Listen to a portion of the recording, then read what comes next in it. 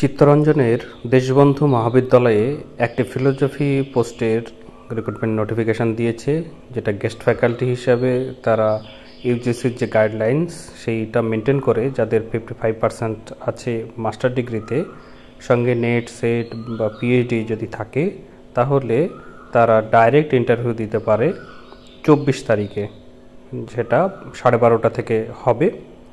Venue প্রিন্সিপালের chamber.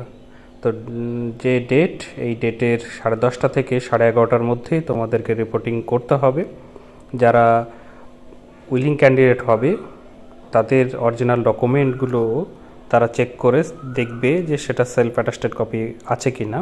তোমরা যারা এখানে এই পোস্টের জন্য ইন্টারভিউ দিতে চাও, তারা অবশ্যই ভ্যালিড আইডেন্টিটি প্রুফ সমেত অল ডকুমেন্টগুলোকে নিয়ে তোমরা হাজির হবে।